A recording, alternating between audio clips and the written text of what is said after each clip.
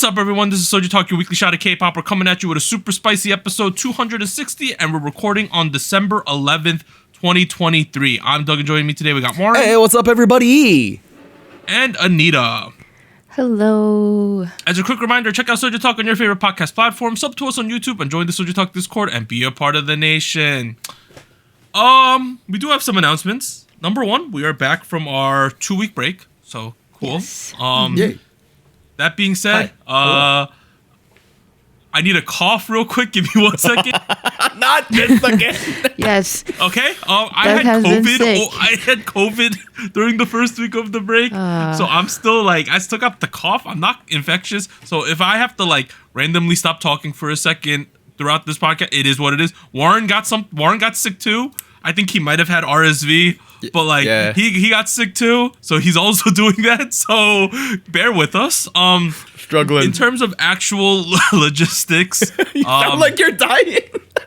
next week we're going to be releasing the awards show and the predictions episode. So we normally did 2 separate episodes, an awards show and then a yearly wrap up plus predictions. But the yearly wrap up, no one really cared too much, so we're just gonna combine them. So we're gonna do awards show. We're going to do predictions all in one episode next week. That being said, if you want to vote on our award show and the categories, because we do, me and Nita Warren vote, and then the tiebreaker is always the SojuTalk Nation. So if you want to come and vote, join the Discord. Warren's going to be making a channel where you're going to be voting on the different categories, 1 category a day until next Monday. Yep. So that's what we're going to be doing. Come join the Discord. Link is on our socials. Hey, by the way, guys, I want you to think about this. We got a new category. So if you are listening to this on release day, we used to have a category where me, Warren, and Anita would all pick the most underrated song or a sleeper song of the year. We're getting rid of that. We're going to spice it up this week. We're going to have a new award called Bag Fumbler of the Year, which is the song that failed to live up to expectations. That's a spicy category. So we're going to do that.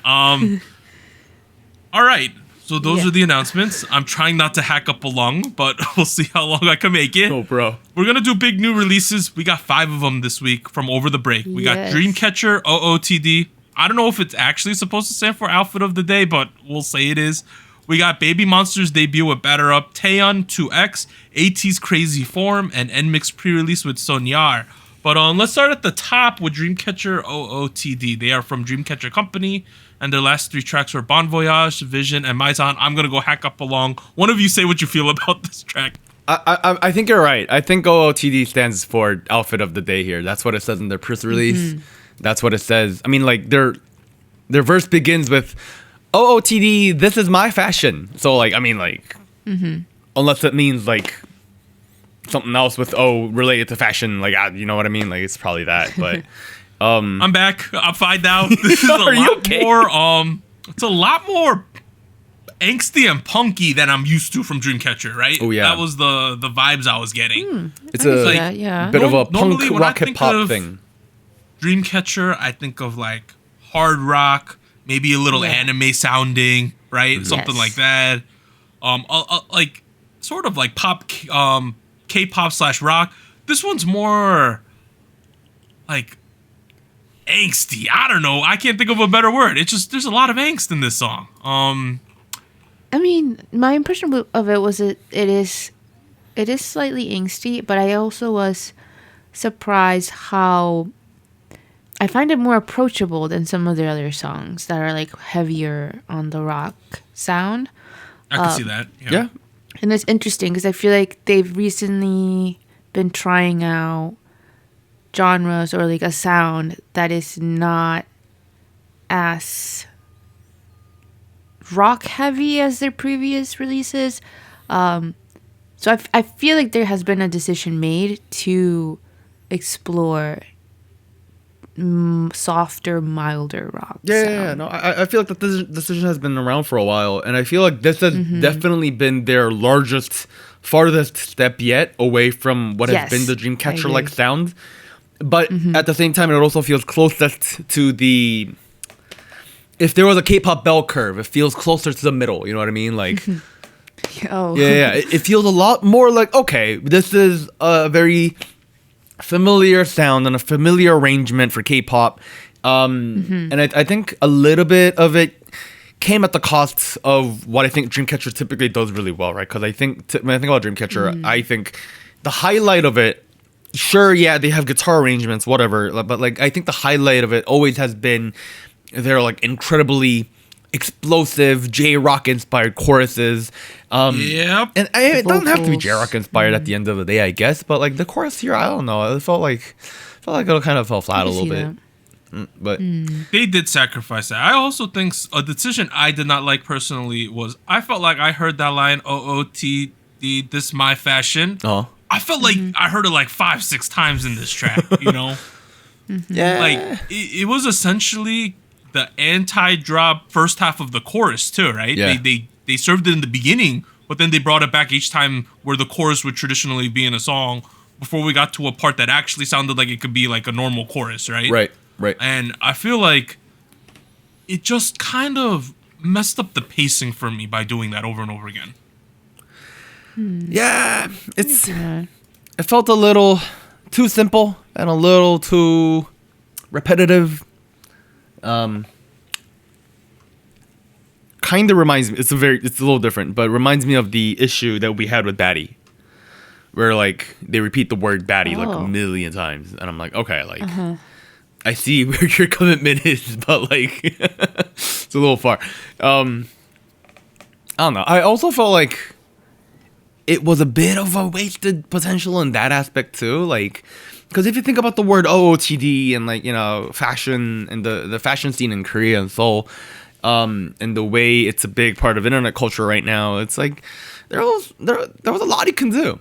I felt like there was a lot of potential and opportunity to do a lot of creative things with the lyrics or like the video and whatnot. And I felt like, you know, it's not really there. I guess I don't know.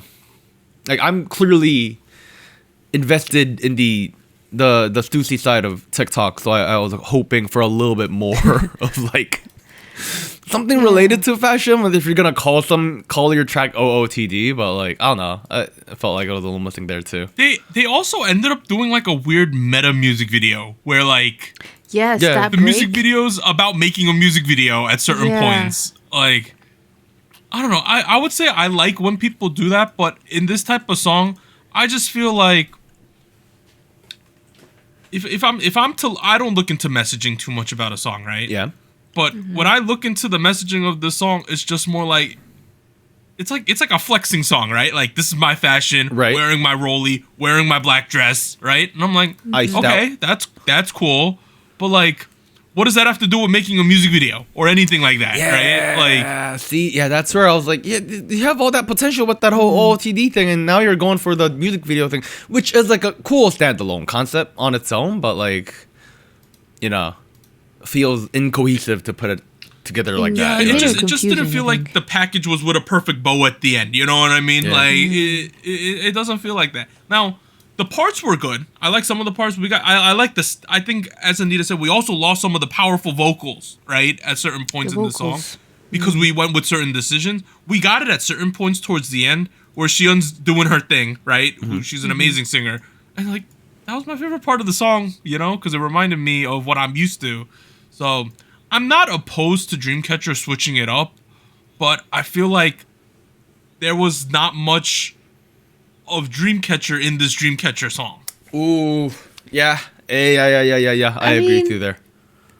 I would say I wouldn't say that it was absent, and I don't think you're saying that either. But I feel like maybe I would have liked that they had emphasized certain aspects a little bit more while still committing to this switch in sound, right? Trying out the less rock heavy while still committing to like the belting, the vocals. But I mean, I kind of get it. Sometimes they can't do that because it won't match the genre, the sound, the vibe.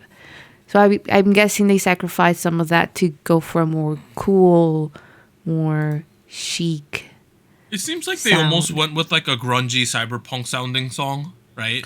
But it just feels like there wasn't a full commitment on the production side to fall into that, right? I don't know. The song doesn't remind me of aespa's Drama a lot, but both of them feel like they're going for cyberpunk to an extent. Oh. With those type of songs. I guess. But I feel like the commitment on the aespa side was way like heavier. I don't know.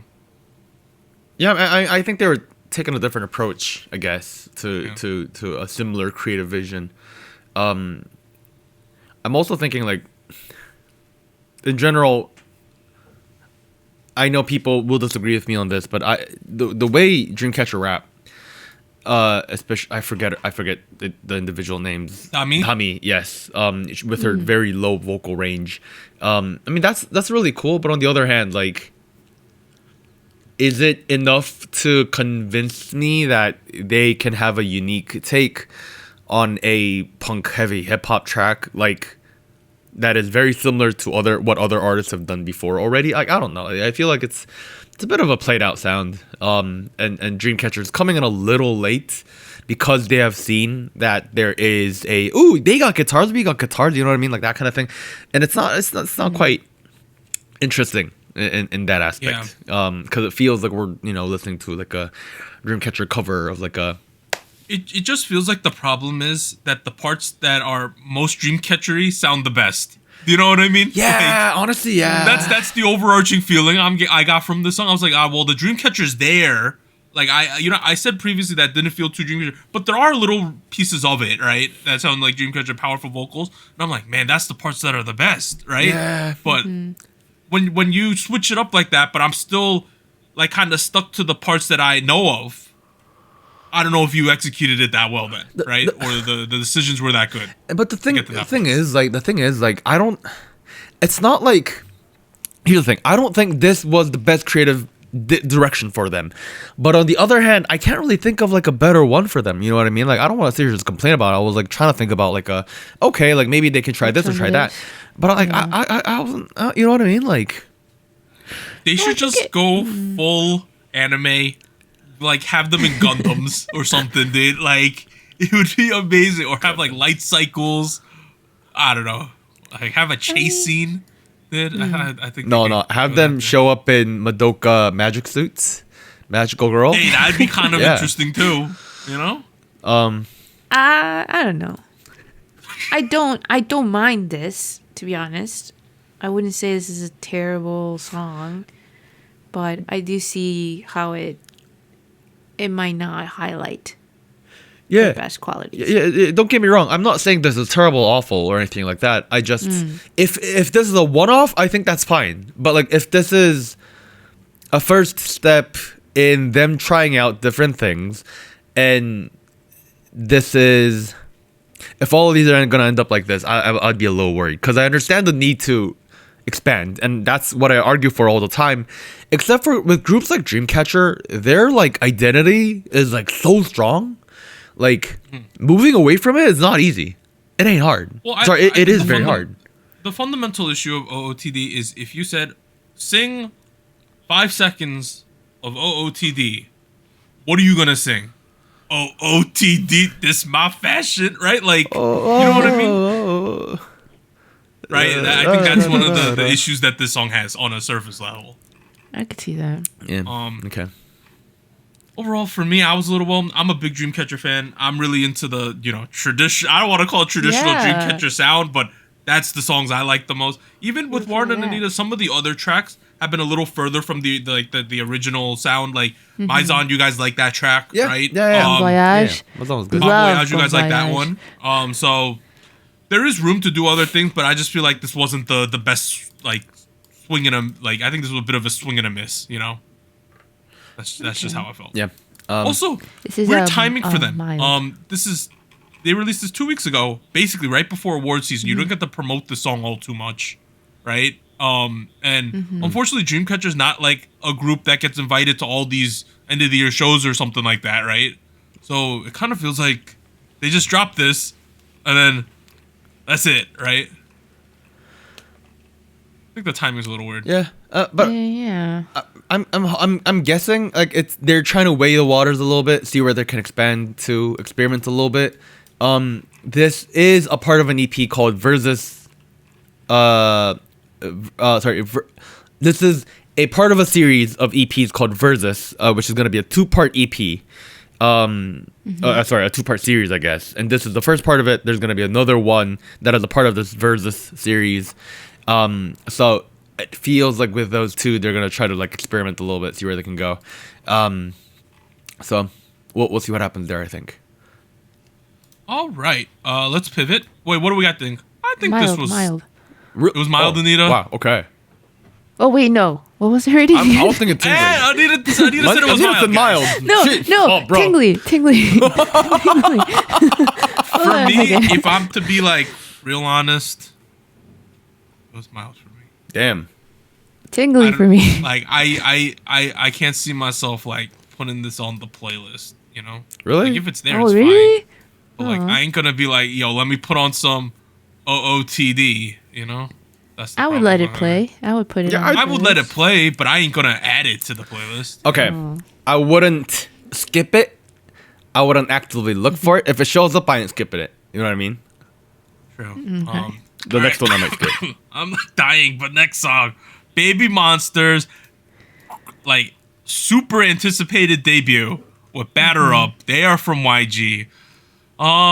Okay, y'all have definitely been reading what people have been saying about this song online. This song came out like 3 weeks ago at this point. It's been a Y'all have minute, been, there's been a ginormous amount of discourse about BabyMonster, YG, Blackpink, 21. Like all of this discourse has been happening. Oh, man. Right? I completely agree with all the discourse that's happening online, guys. I'm gonna be honest here. It's like it came out of my own mouth. The overarching issue with BabyMonster's debut with Batter Up is that it just feels like a rehash of previous things that YG has done with their last two girl groups, right? That is the overarching issue with this debut. I would say, yeah, generally. They gave these kids no chance to spread their own wings and to try to do something on their own. They That's the pigeonholed frustrating them to do what has succeeded for the company in the past. And by the third time, people are like, how are we supposed to eat this up again, guys? We ain't that stupid in 2023.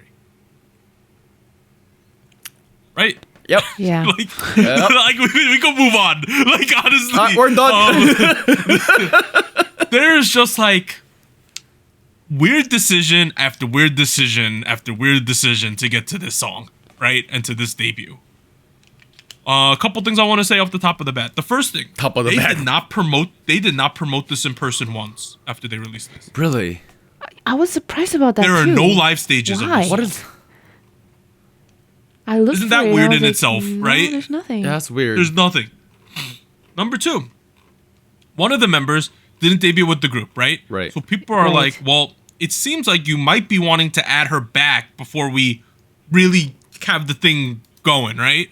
So people are like, then why didn't you just call this a pre-debut track or something like that, right?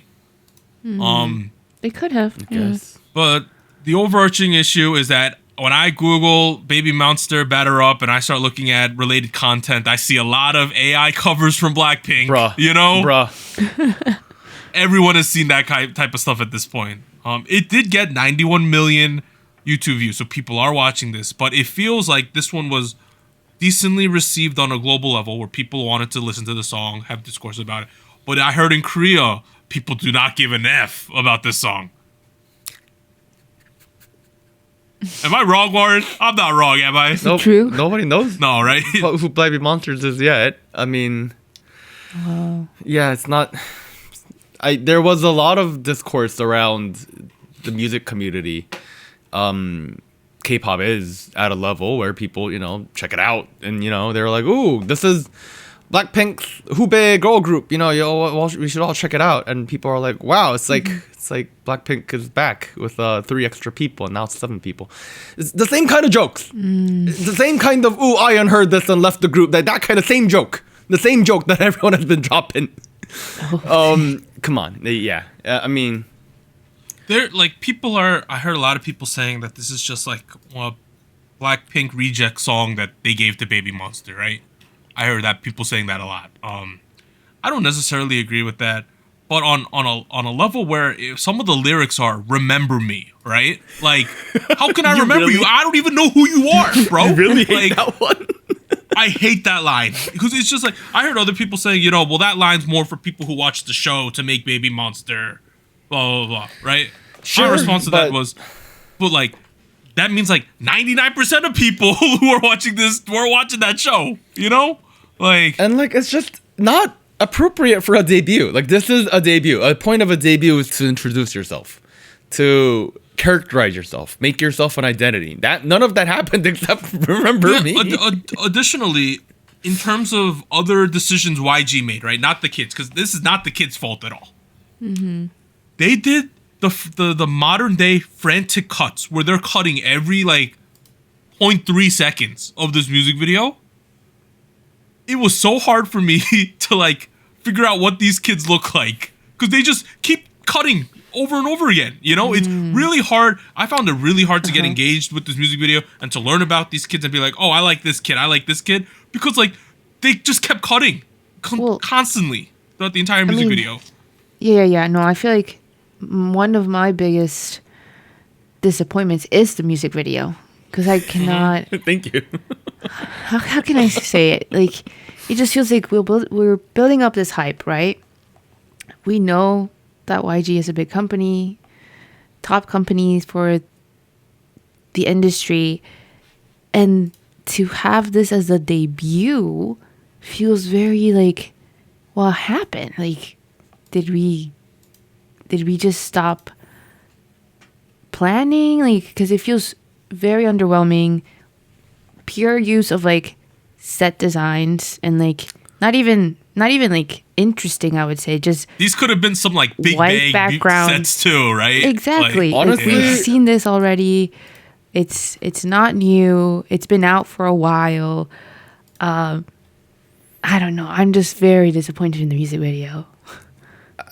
I don't know what the thought process was. Yeah, it's like some of these shots, I was like, man, like this could belong in One of a Kind from G-Dragon back in what, 2012. It probably was. Yeah, like that shot. The thing with the that angle, that background. Yeah, the one with the white set with the glossy like top and floor with the fucking like that, like come on, like the one that looks like the Batman layer, that one, right? That one too. Yeah, and then you end up in like the final set with the, you know. Oh my god, I was like, please don't do a YG dance break. Come on! Yeah, at this point, if they don't, like, I was like, please don't do something else, and they did it, and I was like, oh my god, no, right?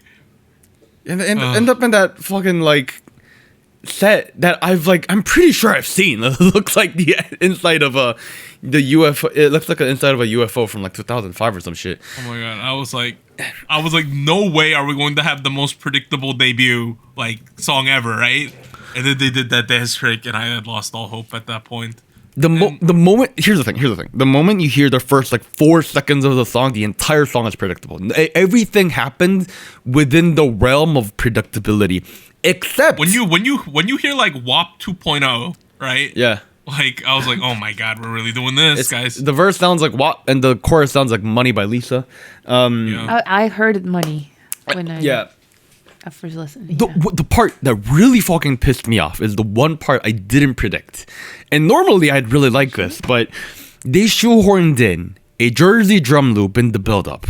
The bam, bam, bam, bam, bam, bam, bam, oh, yes, bam, they bam. do. Yes. And it is like so out of place. It is so poorly fucking mixed. It is like so poorly done. And I'm thinking like, oh, they probably did that and they were so proud of themselves, like keeping up with the trend about like what's popular and pop music. They probably gave themselves a pat on the back. And I was like, you guys are so lazy. And I mean, it sells, so I guess why the fuck try? But like, the fact that you sat there doing that, I was like, man, like, is a bit of a disgrace. It's a little sad to think about all the other producers out there who put a lot of effort into trying new shit, into giving a lot of commitment into whatever weird shit that they're trying to do out there. You know what I mean? Like, surprisingly enough, a lot of the hip hop community in Korea was comparing this to Posse Up by Young Posse. Really? No, Posse Up. Posse Up is the Not intro macaroni track. cheese. Posse Up. Yeah. Posse Up. That's the UK Yeah. drill and the Jersey track. And like people were like, at least they tried to do something new. Like, regardless of how you feel about the rap or like whatever, like at least they tried to do something new. You know what I mean? Yes. Here are my. I think that the kids performed well, given what they were given, right? Like, Oh, I kind of like the 100%. choreography dance. I thought it was a little fun, right? Sure. I've watched so many Choreography TikToks nice. about this Who was song. Who's the lead vocalist? Rami? Rami, the girl in the center, Yeah, for most of Yes, the blonde she hair girl. killed We've it. been I playing really She killed liked it. her voice. Yeah. She killed it. Yeah. She was my favorite member. Same, If I had to same. pick one member that I like in this group, it's that girl, right? Here's the problem. The kids are doing the best with what they're given, right? They were given kind of they kind of got shafted by the company though. But the reason why Blackpink works and the reason why 21 worked is because the kids in those groups, when they debuted, had an overwhelming amount of swagger and charisma, right? Where you were like, holy shit, these kids are like monsters up in here, right? A lot of stage presence. Now, Yeah. these baby monsters might say they're the monsters of the world, right? But I'm just saying, I did not feel the most charisma. And I also feel that when you're doing a charisma-based group, a group that's about swag, about branding, right? Having this many kids is too much. Like, Well, with here's the thing. Blackpink, it feels like all 4 kids are their own brand or their own flavor, you know? No, yeah, I agree. When but we here's got the these... thing. Yeah, what in you? I was gonna say, here's the thing that kind of confuses me and kind of makes me feel like what happened with the planning, what happened with the production. I thought from the beginning that YG had stated that he wanted to make his next girl group be very different than what he's already Yeah. done. He was saying Yes. like, oh, it was gonna be heavy on the vocals. Vocals. It's gonna Yeah, be. yeah, I remember It's this. gonna be a more focused on that type of sound. Like, so I was picturing something very different than what we got. So I feel like I'm very confused what happened with the concepting, the theming for this group, and why it switched to something that doesn't make them stand out within their own company. I don't know. You know, I mean, like I'm gonna give you the pessimist answer, and the pessimist answer is that they think the minimum amount of effort is enough to get them rich. That's what I That's honestly think it sad. is. That's what I've been saying ever since Lisa dropped her double single off of Money and Lisa. Like, don't get me wrong, it's an equation that works, and these people do a great job of pulling their shit off. And a part of that success equation is not present here. And a part of that is I agree with Doug. These kids are fucking too young for this kind of like concepting. Like, Chiquita's 14. She was born in 2009. Wow. Yeah, like I'm sorry. I'm not buying that kind of concept with this. There was something about the build to Blackpink where you're like, oh my god, we're gonna succeed 21. This girl Jennie, we've been seeing her like teaser photos for like half a decade at this point, guys. Right? Yeah. Everyone's been talking behind the scenes that she's an absolute monster, right? Yeah. And then it happened, and then they delivered, right? And you were like, holy shit, they got something here, right? But I think what was helping, like, of course, giving credit to them as performers, right?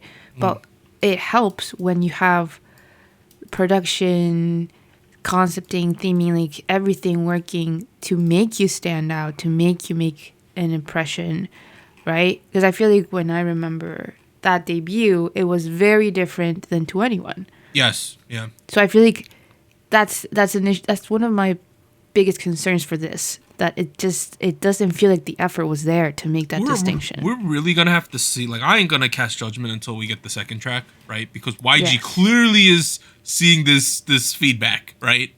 They're clearly seeing it. Yeah, he's seen the reaction of like 92 million views. That's the thing. Like, it's selling like hotcakes, man. Like, if we come back with a second track and everyone's is making the same discourse that, man, this is just like Blackpink all over again, guys, and this happens again, I'm just gonna lose all hope, right? Like, I don't know what you're holding on to. I wanted this group to be something special. Same. You know? Same. Like, I was so hyped for this debut. And it can be something special, but it really comes down to the people making decisions in the bag. It's not up to these kids, right? It's not like these kids are in the room saying, like, can we do, like, let's debut with a ballad or something crazy, right? It's not like they're the ones making this having these discussions, right? YG pulls them into the room. They have their people working at the company. They play the guide track and they said, "This is the debut, guys. This is what it is," right? Yeah. And that's it. And they just have to say, how it goes. "Thank you for debuting us, Overlords. I'm so grateful to be debuting at your company." Right? That's how it goes. Yeah. In reality. It's a bit unfortunate because I had wished that this debut had been better because I feel bad because if any of these kids are reading English and they go on anything that any of these English review sites or Reddit or anything like that, man, they don't need. It's rough going. They don't need to do that. They can go into the ones in the Korean sites and they're all saying the same thing. If you don't like what you got, don't consume it, guys. The numbers speak. Sales speak. This is pop industry. If the song is catchy, but it is a little. This is what I'll say. The song by itself I don't think it's too terrible, right? Really? But it's just the context. For me, it's it's really just rested on the context of this is a YG group. They're following up Blackpink. Blackpink's having these contractual issues previous to this debut. They've sorted that out now. And we have all these storylines going into this. They lied to us saying that they were going to eliminate kids and they didn't, right? One of the members isn't even going to debut. We had all this stuff happening, right? And we're like, well, there had to be a reason for YG not to actually cut some of these kids even though they faked it on their TV show, right? I was like, there has to be a reason. They're cooking up something. And then we get this batter up. And I'm like, God damn it. I've been bamboozled one more time by YG. That was what I was left with at the end, right? I don't know. I don't want to be too. I feel bad because I'm willing to listen to BabyMonster. I just need to see a little more, guys. I'm always willing to check out. It can happen. Yeah, it can happen. I think there's always room for improvement and always room to like turn stuff around. I just feel like with the way I'm always gonna consume music from the perspective of music as a creative output and creative medium. It's got to be some good music, and the music is fucking lazy shit. I'm sorry, like it's not. I think the song itself is not standing up for itself either. It sounds like recycled beats, recycled lyrics, buzzwords. So it's mild for Warren, right? Yeah. I thought it was tingly. I've listened to this one like a lot, to be honest. Tingly, because I mean it's not like the worst song. I wouldn't say. I think it's catchy. Choreo's catchy.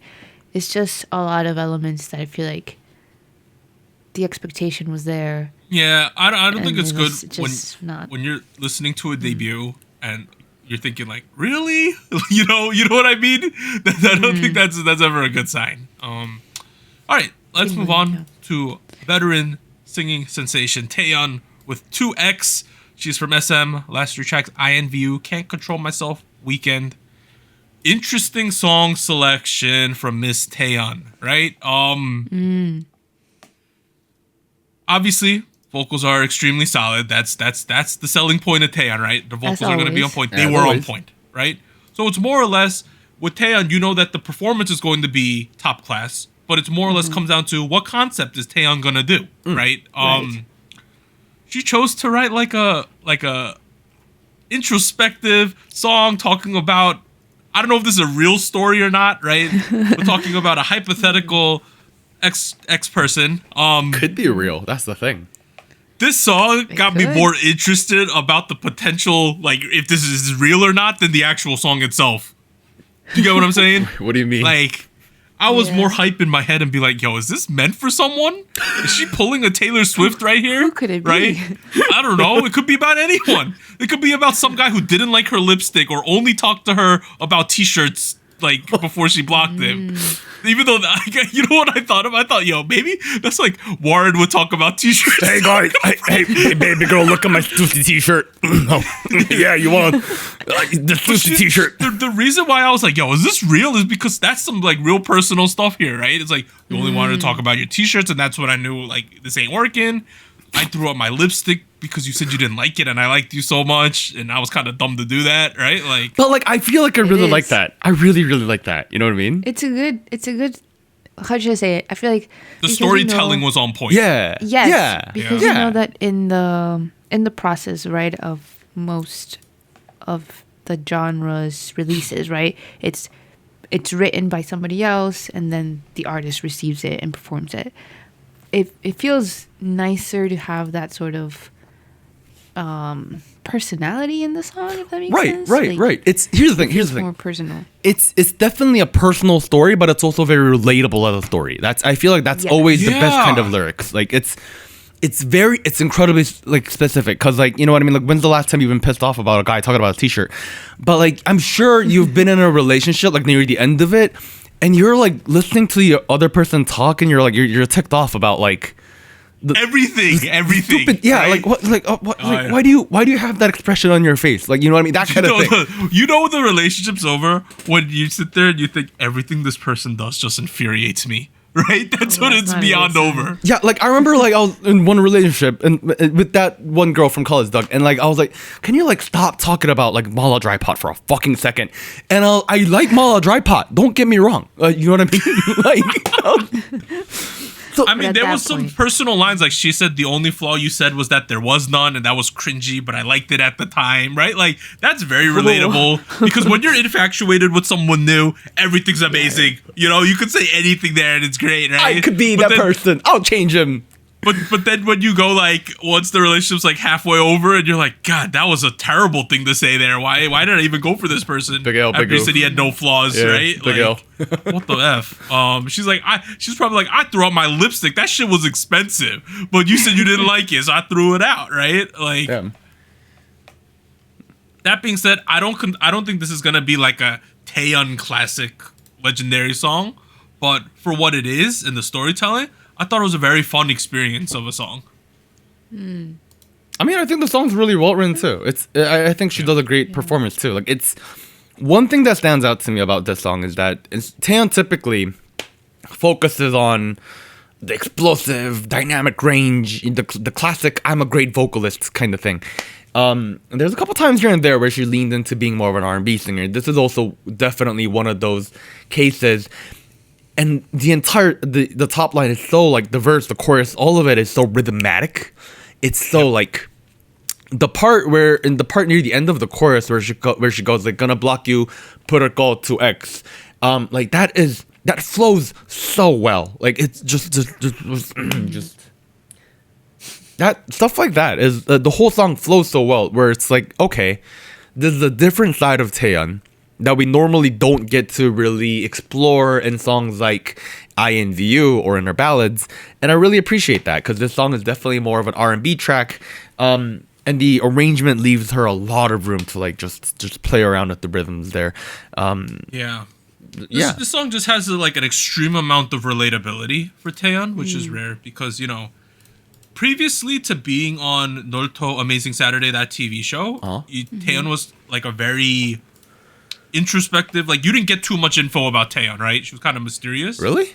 I always thought that. Oh, I grew up listening to her radio. Well, as an American. Hi, American boy. You see what I'm saying, right? Fair. It's fair. All I knew was that she was leader of Soju and she had a lot of responsibility and she was carrying the load for a lot of it, right? That was from my perspective. And now I see her on a TV show I watch every week and she's become more relatable over time. And to get a song like this for me is just hitting at the right point. Interesting. I can see that. I think I grew up listening to her radio on NBC because she used to have a show with what's his name, Kangin, back in the day.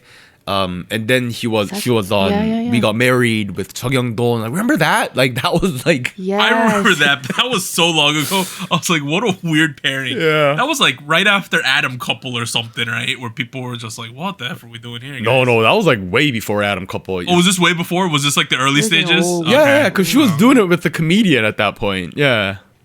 That was. They gotta bring that show back. People loved that show, dude. Really? I don't know. Dude, I thought that show was hilarious. Like, It was funny It was just me. until people took it too seriously. So I don't. Exactly. Yeah, That's true. That's the That's issue. fair. Yeah. That's fair. But hey, hyper relatability. Who knows? Well, maybe we'll get more of that if we. Yeah, I wouldn't consider this like a Taeyeon spicy song though. I got a tingly. Oh fuck you! That got spicy. Really? Whoa. Good song. Good song. What? Warren, you like the ballads now. Wow. This isn't a ballad. This is more like a. It's like an pop- R&B I mean, song. slower. It's an It's R&B slower. song. Yeah. Oh, R&B. you think I only enjoy hyper pop? Is that what it is? Yeah, I mean, not enough auto tune. So I have like that Taeyeon LP that I bought, right? Yeah. What Do I Call You? This reminded me of that. Did you know that like these K-pop limited edition LPs that like I bought for face value, what was it, like $35? But I got shafted on the shipping, right? Yeah. So it was like $60 in total for me to get it here. Yeah. People resell these older LPs that you can't get anymore for a shit ton of money. Damn. You're talking about the vinyls, right? Yeah, I have a vinyl. I have a Taeyeon vinyl. Like people are listing this shit online for like $300 now nowadays. Oh Like my God. $300. Yeah, 100, 200, $300. Isn't that That's crazy? a lot of money. Yeah. Damn. All Yeah. right, let's move to the fourth song. ATEEZ Crazy Form there from KQ. Last three songs: Bouncy, K, Hot, Chili Peppers, Halazia, and Gorilla. So Warren, Crazy Form. Explain this. Oh, so this is a reference to a meme slang in Korea. 폼 미쳤다 or 폼 미쳤다 was like it's like it means someone has crazy form. Someone has crazy form. You know the Is it based on soccer, like your form, like how you doing in soccer these days? originally yes. So it's Uh-huh. based on the quote I think from Ferguson, Sir Ferguson, where he said, "Form is temporary, but class is forever." Have you heard that quote before? Maybe it's not by Fergie. I don't know. But the idea here is that form is like temporary form of somebody is really good. You know. So Anita, the way I'll put it is, imagine you are Lionel Messi, right? And Yeah. your average skill rating from 0 to 100 is, let's say you're a 100 level player because you're Messi, you're an all-time great. But let's say Messi gets in a slump and he's playing like an 85 player. That means his form's kind of bad right now. Yeah. Yeah. But if he's No, I get playing at that. 110, that means his form is Yeah. crazy right now. He's a god. So that's is that basically Right. where it started from? So so people like would leave comments like on EPL highlight clips. People would be like, "Oh, Sony, wow, 폼 미쳤다," or like, stuff like on the last league thing. People are like, "Oh, Faker, wow, 씨발, 폼 개 미쳤다," wow, you know what I mean? Like people would say that. So like this is a reference to 미친 폼 미쳤다. Someone's form is crazy form. You get the I've seen that. Yes. Yeah, you I've get the seen connection that there. Yeah, the base translation would be like, "Yo, these days I'm killing it." That's how I would Yeah. yeah, they're basically killing it. describe it. Yeah. Anita, you like ATEEZ? I do. Do you like this one? Well, Not the high tone. let me start off with what I did like, I guess. I feel like they've been very good at keeping up with this very like energetic side, right? Like very Yes. hype. I want to say that it started kind of with The Real. Is that the one? I want to say that's the one. Where it's like very high energy music video, high energy sound. And it makes sense, and I feel like they can pull it off. But I felt like with this track in particular, I almost feel like we're kind of repeating that sort of concepting.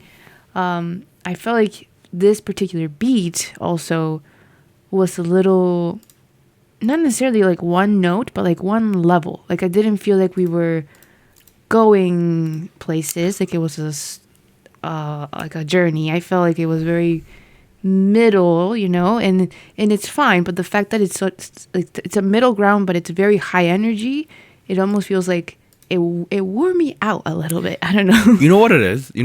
There's no break and there's no like high or low point in the Right. chorus. The chorus is pretty much the same level as the Yeah. It's verse. the same. Yeah. That 9024 kick that drum that we hear over and over again, right? Yeah. Yeah, Yeah, yeah. that thing. Yeah. I mean, it's not bad. It's just feel like it could have been paced a little better, I think, and maybe I would have enjoyed it a little more. Because I mean, it's high energy. It's something they do very well, but I feel like it could have been spaced out a little better. I feel like the problem is the chorus. Everything else I really like, and it's not that I don't like the rhythm of like. You know, I mean, I don't know. I feel like I like 9024 kick that drum, my ego, like that thing. That thing's really cool. It's just, I felt like it doesn't really serve the purpose of being a really good chorus, and that's the only missing part of the track for me. Because I really like the rest of it. I felt like the vocal parts were great. The rap parts, I think they were killing it. One thing that I was worried about is whenever a K-pop group has a spicy motif about a meme or a slang term people use these days, it comes off as, hey, how you doing, kids? You know what I mean? Like, sometimes it runs a little cringy. That didn't happen with this one. I really liked it because it was not too in your face about it. You know what I mean?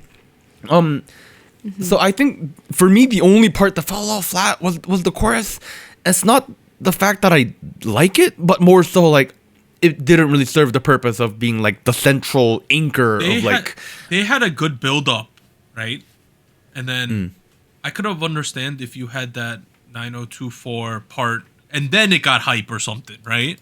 But it just never got hype. So if that 9024 kicked that drum, what if that was an anti-drop and then after that came into something crazy? Yeah. Also, if you think about the dance break at the end, they kind of retain the same energy level. Like the kids are going like the kids are more energetic. They're going like whoa, right, and things like that. But the underlying music is still the same energy level. I felt like it still had a bit of a high. I feel like, to me, I didn't mind that it happened at the end. I just felt like we could have done this a little earlier, or it could have been placed in a way where it made more sense. I don't know if it would have made sense in the chorus, but I definitely agree that because that beat, right, the motif that we hear throughout the whole song is throughout the whole song, and you hear in the chorus, and you hear before the chorus and after, it kind of loses its effect, I think. I think it would have been cooler if they had switched it up, or if they had just retained that only in the chorus. So, but yeah, in all essence, this is a YG dance ending. That's what it is. That's what I thought too. Yeah. And I was like, no. I was like, I don't know if this is the best I was way to put thinking it. that too at one point. Right, I know exactly. So like maybe what if you took the chorus, drop down the energy level a little bit, and then juxtapose the dance break afterwards into like a second, like a 2-part chorus thing. Then at that point, maybe the song's too long because we gotta have songs be real short these days. I don't know. Just food for thought there, because I feel like that the pacing was off there, but everything else I felt like worked Can I make as one intended. Complaint about some acting in this music video? Okay, Acting. Hongjoon's my favorite member. is he? Of Okay. ATEEZ. He was going for like a Joker concept a little bit in the acting. Was he? At certain points? Okay. There was like a lot of like fake laughing and like I'm a crazy person. Like Oh, I bet you love that. I found it really cringy, to be honest. I don't think it was necessary. There's even one part at like 1:59 in this music video where they have a comic book like panel and it says ha ha ha around him as he's like fake laughing, and it says ha ha ha I'll never get caught, right? Yeah. Like, oh my god, what are we doing here, guys? Like, I get he was hamming it up, but I was just like, I don't think it's necessary. You're like an inherently really cool dude, you know? Like, I don't need you to be like a half-rate Joker right now, my guy. I can see that. The running is enough. Yeah, right? Yeah, just run away from the bad guys. Just don't laugh about it. It's not very I don't know, funny. like, I said when we covered the Stray Kids song, La La La La, that these type of songs make me feel old, right? You remember I said that? Oh, And I was like, yes. I feel like a disconnect with this current generation of singers. Get off my lawn, right? Like that's what I was saying at a certain point. No trap music in my backyard. I am trying to endear myself more to these type of songs because it is kind of the high tier guy group meta right now. Is very high energy, tracks. Okay. Specifically from like Stray Kids and ATEEZ, right? Their songs are kind of in the same energy levels, typically speaking. Right.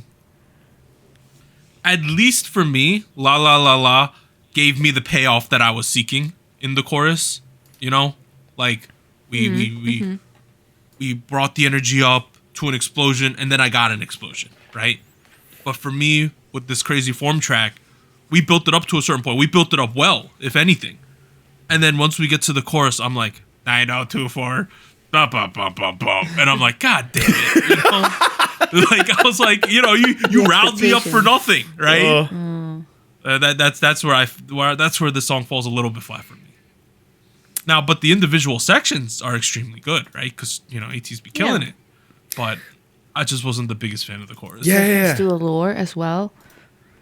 Yeah, what was that lore at the end? I don't know what was going on. Well, Where's their broken glasses? I've forgotten a bit because I've been out of it, but there was a motif about an hourglass. There was an hourglass at the end, right? And then this recent comeback at the end, it was broken. So I think then a bird flew away. Yeah, there's been mentions of like time traveling being involved in this lore, and like the hourglass being a symbol of that, and like there's a member within the group that is like the person who is traveling. And I don't recall. I don't know the details. Go back for a second. But did you say that there was a broken hourglass in a previous video? Yes. And now we have this video. broken glasses, like a glass frame. That's what it looks like to me. Is that No, that's an hourglass one. Oh, that's also an hourglass? Yeah. Yeah, if you actually look at it, that's an hourglass. That's sand on the left in the ball. Oh, okay. Yeah. It makes more sense now, right? Yeah. Yeah. There's lore. Maybe it's like Harry Potter and they're like destroying all the time travel.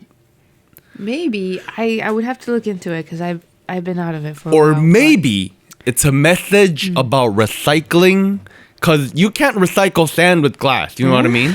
You got to get the sand out of the glass before you throw it out. So you know what I mean? Like you got to... That's what it is. You got to get the sand out of the glass before you recycle glass, because without doing that... So they're going to do a collab track with Dreamcatcher about recycling in the next track. Is that what you're leading? Yeah, and then it's gonna feature aespa about planting trees in the Kwangya. Yeah, because we're gonna plant some trees, so we got no drama, There we go. Lives, right, guys? There we go. Yeah. There we go. Yeah, I actually really like drama now. By the way, that aespa song, I listen to it all the time, constantly. Oh my god. Let's move to the final track. NMIXX pre-release with How do I pronounce this, Anita? Soñar. Soñar. Breaker is in parentheses here. They are from JYP. Last two tracks: Party O'Clock, Roller Coaster, Love Me Like This. You know, NMIXX debuted in 2021, right? Has it already been that long? Oh my god. Whoa. Actually, it says years active 2021. When did the actual debut happen? Let me look it up. It was February or something like that. February 2022 or something. Yeah, like February that? 2022. Okay, something like that. Oh yeah, it got postponed because Bae had COVID though. I'm looking at the wiki. Okay. God damn it, Bae. But February or March. It took them, guys. It took them like over a year, but they finally cooked it up, right? They finally cooked it up. This track, they kept true to themselves with this NMIXX change up bullshit that we had been talking shit about for over a year, right? They had a leg cannon, they had Diet Coke, popcorn and Zero Coke, all this shit, right? That we were like, what the F are these kids doing? And they stuck with it, and I gotta commend NMIXX, JYP Entertainment for staying true, and they finally cooked up a banger. Mixed Pop Redemption Arc. Redemption Arc. This was good, right? The NMIXX change up section actually worked. Oh man, actually, really nice. They changed it up in terms of the music video too. It was like clearly we're in a different thing now. We're in a pink world, guys, right? Like Very nice. they kept true to the changing up concept. They did it correctly, and it benefited the song for once. Amazing. Warren's still doing standing ovation. This was good. This showed off a lot of strength. They showed off the NMIXX concept. I feel like I finally understand what they were trying to do all this time. Yeah. And this is why I still have hope for BabyMonster. Exactly. Anything can change or turn around. Honestly, I feel like it's been a very solid year for music from NMIXX. Yes. Like, Yes, I was looking at the past tracks. yeah, like Pretty good. Young Dumb Stupid was not bad. Love Me Like This was good. Let Me Like This was kind of Objectively. fucking good. Roller Coaster was fun. Yeah. Party O'Clock was fun. Those two fucking know. bangers, and then like, oh my god, like we got this. I don't know. Every song has been an improvement. That is a rare feat in K-pop for me. I don't know. It's like because if I think about their direct sunbaes, the joke I keep telling is that they have been going down every song by song. Clearly, I'm not clearly biased a little positively towards this group here. Lots of great moments where they contrast major melodies with like minor melodies, and they work so well. Lily pulls that shit off. She fucking pulls that shit off. Lily. Oh my god. Lily is this is not even a take, is a generational singing talent. Right? She's at like a S tier level. Okay, you know what? She wasn't, but she definitely fucking is now. Nah, she's always been this good. Dude. Okay, never I've mind. been paying attention. She's been this good since she was on K-pop Star, dude, back in the day. You knew she was going to be amazing. Yeah, back then. I think maybe vocally she maybe hasn't improved too much, and she's always been good, but like her ability to pull off this kind of concept and to play the role she needs to in the song, like that, I feel like her understanding of what she needs to do has improved a lot. You know what I mean? The control, yeah. Right. Like Kai Havertz has always been good at soccer, but now he knows his role at Arsenal. He's doing really well. The good thing they're doing it now is they're just sprinkling it in, right? They're not just like, Lily, sing for 20 seconds, you know? They're not telling her just like, this is the Lily part, guys. Here it is. Let's have it, right? Right. They're just sprinkling it in. They're throwing it in at various points, and it just adds so much to the sound. It mixed in Right. really well. Yeah. It's amazing. Also, Kyujin, Oh, she's here now. She's arrived, guys. Like, she is an amazing center for certain parts of this song, right? Yeah. She's just killing it. I would like, you know how they always say all these groups always have a golden magne, like the youngest kid is destined to be amazing, right? Mm-hmm. Well, it's working here, guys. She's absolutely destroying this song. Anita, what is your problem with the Spanish? Supposedly Spanish in this song. I mean, it's not a problem more than it is confusion, right? Okay, let us know. So, the title track, it's Soñar. It means dream, to dream in Spanish. the verb. Which makes sense, okay? Nice motif, nice message. It makes sense in the song, but the confusion that I had, and I had to like look this up because I wasn't sure what I was hearing, is in the line, the hook, right, that you hear in the chorus, where the way that I've seen it written is "Come a soñar." That's what they're saying, apparently. Okay. That's not Spanish. I don't know. The only word that makes sense to me is soñar, which means to dream. But everything else that comes before that, I'm not sure what it is. I've been looking it up to see, like, it sounded a little bit like Portuguese to me because it's similar, like, phonetically to Spanish. Nope. But I don't think it's Portuguese either. The press release says it's Spanish, so it's Spanish. I'm a little confused. Okay. I'm looking at the press release here. Their interpretation of what the phrase "come a soñar" means let's dream together on this journey. Oh, I like that. They threw in the word journey in there. Let's dream this journey together. That's what it means. Let's dream Okay. this journey together. Is there So they're journey so in they're any of mixing them? English then? What? They're mixing like English, like come along, right? I think so. I think it's come along, and then they flipped to a random page in the Spanish dictionary and found the word soñar. And they went with that. But see, then it confused me because they have the ah. So they're saying like come a soñar. But what's the soñar? There's certain creative decisions here that I thought made it more confusing. They could have just said vamos a soñar, like let's go dream. Vamos a soñar.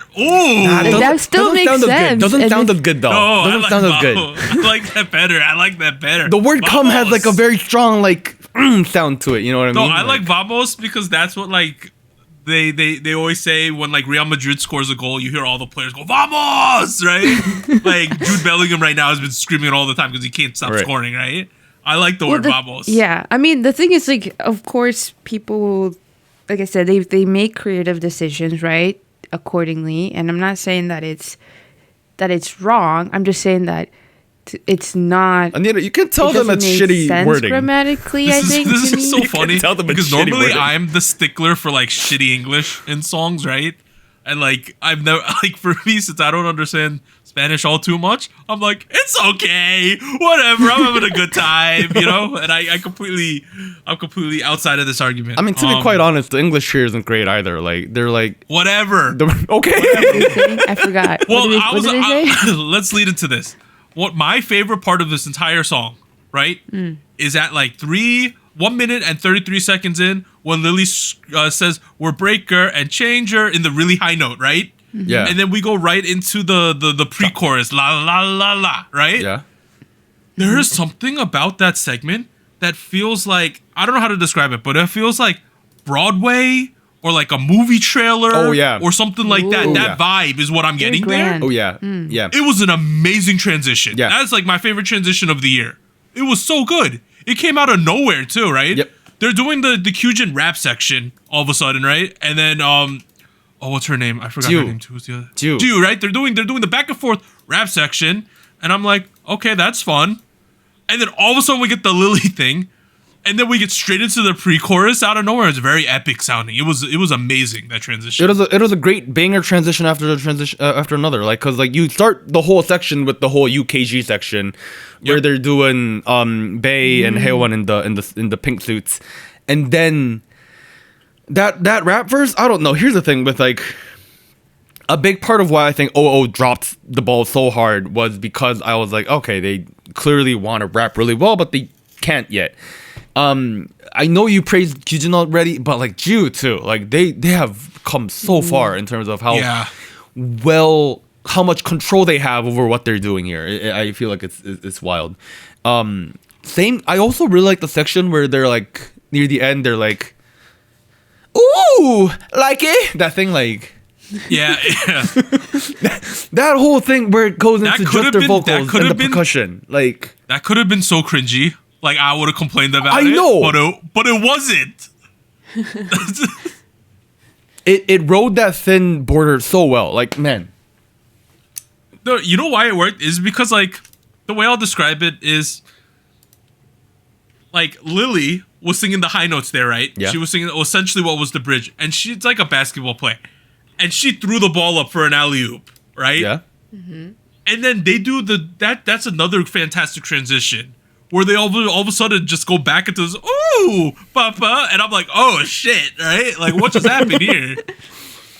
The reason why this song works well is not just because the transitions are good, is because they're unpredictable that it was gonna happen. Right? Yeah. Who would have thought to do that kind of thing right there? Yeah. Like, I don't know, whoever wrote this track, can you look up, do you know the song credit? It Whoever is did largely such a good job. It is a team called D Hub. Anita, remember D Hub? It's the same team that worked on OO. Really? Yes, I remember. Wow. Yeah. Well, it took them a while to cook it up, but they did it, guys. I don't know, man. This was fantastic. And this is a pre-release. The real track's coming in like January 15th. So About a month. Yeah. I don't know, dude. Like I'm so excited for NMIXX now. And so they did completely Been succeeded good. on what they should do with a pre-release. I mean, So excited now. I don't think there's anything I can ask for more because the music video is really cool. The lyrics are not poorly written. The song production is unpredictable, but it's well transitioned.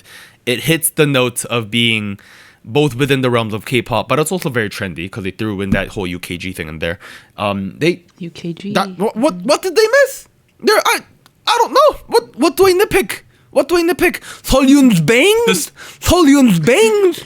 I did not like the bang, dude. I was not a fan, by the way. Just wanted to throw that out there.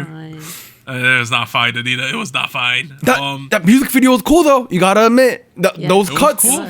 They were very fast, but they were transitioned really well. Again, like it's... And we had like the pink dream world all of a sudden out of nowhere. Like really nice. There was like an acid trip dream world. We're twins all of a sudden, right? That happened. It really felt like they looked at OO and they said, okay, we kind of goofed up here. Let's fix everything that was not good about it and then give it a second shot. And it really fucking worked. It really did. Good shit. Spicy. Hey, the first half of this music video is just a white room, too. And it was still captivating. It was really cool for some reason. I don't know, man. The shots. Yeah, right? Yeah.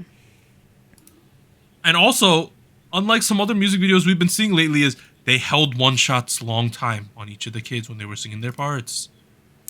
You know? There were some fast cuts. It's just you didn't realize because they were like transitioned in like really well. So again, lots of room to be not lazy about the creative output you're putting out there. They actually gave us like close-ups, so if you didn't know these kids, you can like say, "Oh, that's that kid." Oh, bro, they give us a lot of close-ups. Yeah, I think that's great. This is spicy for me. Yeah, Spicy. I think there's literally nothing else I can complain about. Like this fucking. This is a banger. Banger. This is a banger. Banger. Banger. All right. Other releases this week from the break. So this is just a sampling. There are a lot more, but I'm cutting it down to a list of like the significant ones. VIXX Amnesia. VIXX, Anita, they dropped something. Been a while, yeah. Jessica Jung with Beep Beep. That's a throwback too. MC&D Odd Venture. Bang Ye-dam had the official solo debut with Only One. Fantasy Boys with Potential. 17's Dino with Wait. One Pack debut.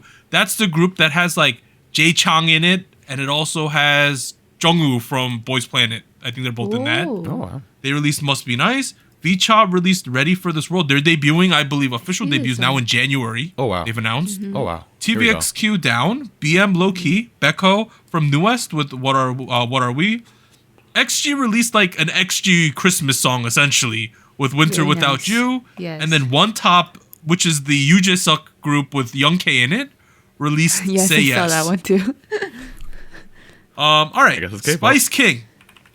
Last time on episode 259, Red Velvet's Chill Kill picked up its first crown. Jungkook Standing Next to You was second. The Seraphim Perfect Night was in third. We decided to do double crowns this week because we took a break, so y'all could just deal with it. So if a group gets all first place votes this week, it's entering the Hall of Spice. By the way, Oh, damn. it's just going to. The new candidates are the 5 songs we covered this week: BabyMonster, Batter Up, ATEEZ Crazy Form, Taeyeon, 2X, Dreamcatcher, OOTD, NMIXX, Soñar. I need some game time decisions. I am only gonna pick new songs, by the way. I was debating that too. I thought maybe Perfect Night. Now I was potentially gonna put Chill Kill on my chart. That's good too. Good song. You know, in terms of like pure enjoyment I've had of these songs, I'm gonna put BabyMonster in third. There. I like it. Okay. Second place, I'm gonna put Taeyeon. And in first place, y'all gotta be putting NMIXX Soñar first. That is my choice. There we go.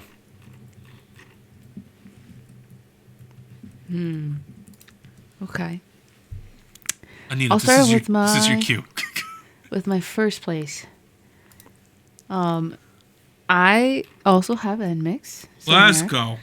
I mean, I'm still a little confused by that phrasing. Como But, se Soñar. Soñar. Soñar. Vamos a Soñar. but I could see it. I guess I can be convinced. That is supposed to make sense. Second, I think I was a little critical of it when we were discussing this song, but I really did enjoy Dreamcatcher, OOTD. Ooh. I commend that they're trying different things and they're not just sticking to one specific sound, because I think that can also be sometimes dangerous to just pigeonhole yourself to one specific thing. So I appreciate it. It wasn't perfect, but I liked the effort of trying different things. Is that second Third place for you? place. That's second Yes, place? second place. Okay. third place, I was debating whether I should just keep it to new songs or also shout out old songs from before the break. But I can't deny Le Seraphim's Perfect Night. Isn't that an amazing really track? Good That's song. an amazing song. Keep got all going I back to need. it. It's so good. They have Probably two the of last my time it's on the chart, but still They good. have two of my favorite songs this year. Like I loved, like Boom Boom Boom Boom is Oh yeah. that might Yes. be Get it my like song of the boom, year. Like I was That's a thinking great about it. song. That might be my song of the year. Perfect Night is also really, really good. So third place. I agree. Perfect Night is really, really good. I think it has passed its magical perfect night for me. It is now day. Really? I mean, I'm still listening to it. But I mean, it is what it is. I don't know. Drama's cool too. I'm surprised it's not on chart though, given that you liked it. What I did like was 2X by Taeyeon. I agree. Banger of a song. It's on second place for me. It is Ooh, second. a great establishment of, again, Taeyeon being Taeyeon. Really good. That is. There you go. Taeyeon's so good. She's so good. First place is Soñar by NMIXX. Am I saying that right? Soñar. Soñar. Soñar. Soñar Breaker. That is my song of the week for me. Banger of a track. I feel like I don't need to establish that any further. Although there is a meme going around about the song. That NMIXX themselves have kind of like started to make TikToks about. Have you guys have seen Strange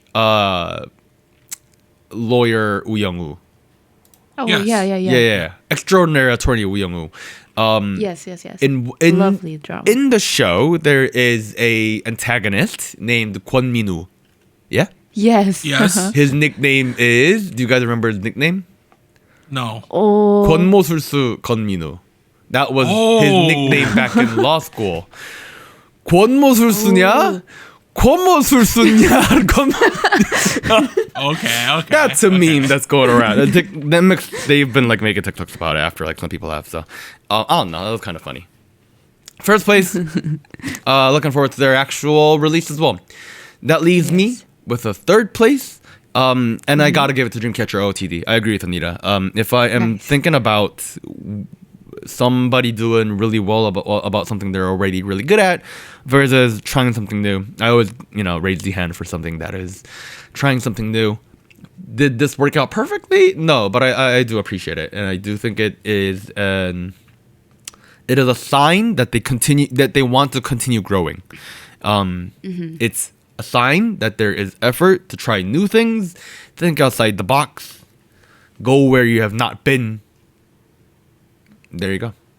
All right, Gochu Gang. In fourth place, I'm gonna go from fourth place. Fourth place. fourth. Wow. Red Velvet Chill Kill, 45 points. Third place, Jungkook Standing Next to You, 46. Wow. That's a great So 1 song point. too. Good song. I almost had it on Second my place, ATEEZ with Crazy Form, Right. Wow. 59 points. And in first place with 69 points is NMIXX Soñar. chart. Let's go.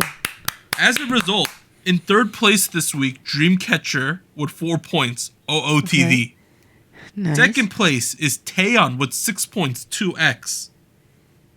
And in first place this week, picking up 4 crowns, Wait, what? is NMIXX Soñar entering the Hall of Spice. Is that because it's double crowns this week. of double crown? It's double crowns. Double crown? Double. Holy double. Double. Holy shit! A 1 week. We've never had a 1 week Hall of Spice. No, what? Ever? No, No, we haven't. Whoa. we've never had a double crown, Anita. We've never had a double. We never had a crown. double crown. They picked up 4 crowns, 1 shot. Oh my god. Let's go. So this is our last typical music episode of 2023. So here is the final, the Hall of Spice Oh my God. class of 2023. New Jeans Ditto, New Jeans OMG, Billy Onoya, 17 Super, Dreamcatcher Bon Voyage, New Jeans Super Shy, New Jeans ETA, XG Puppet Show, and Mix Soñar Breaker is the Hall of Spice for 2023. Dang. Dang. What a year of songs. I like A lot these songs. of new jeans. We're at show winners. It's all over the place because we've been gone for like 2 to 3 weeks. So Anita, Yeah. what songs won some awards? quite a list here.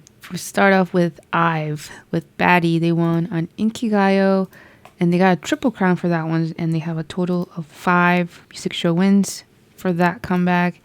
Then we have the boys with Watch It. They won on Music Bank and Show Music Core, 2 wins for them. And then we have ATEEZ with Crazy Form on Show Champion and Music Bank, so 2 wins as well. Then we have Red Velvet with Chill Kill, 1 music show win on Show Music Core.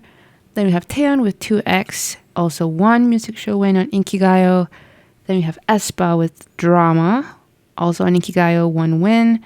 And then LE SSERAFIM with Perfect Night, they won on Show Music Core, so 1 win for that. And then ENHYPEN with Sweet Venom, they won on Music Bank, 1 win for them. Wow. Did you know Perfect Night is the #1 song in Korea right now? Oh my on God. iChart? As it should be. Wow. It's Perfect Night, Drama, 2X, Baddie. Those are the top 4 songs. Oh, damn. I'm actually really sad that Perfect Night didn't make Hollow Spice, because it's a great song. It's a great I track. should finish remixing that.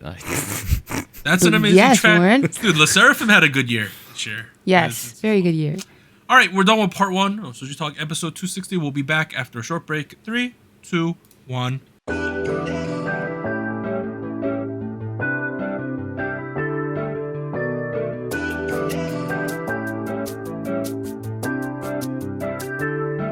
Hello, SojuTalk Nation. This is Anita here with a quick PSA. If you would like to support SojuTalk Kpop Podcast, please like, subscribe, or follow us on whatever platform you're using. And consider joining our Patreon at patreon.com/SojuTalk or donating to us at paypal.me/SojuTalk. On behalf of the crew and myself, thank you. Now back to our regularly scheduled episode.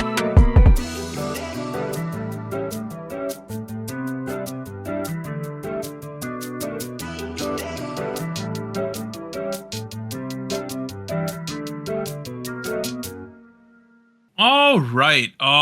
We are back at it with SojuTalk episode 260, part 2, where we're going to talk about some news in the past 3 weeks. The first one, article came out yesterday, so I'll adjust the wording. So BTS's RM and V enlisted in the military yesterday, and then Jimin and Jungkook enlisted today. So all 4 members are expected to be discharged in June 2025, and it officially means all of BTS is in the military.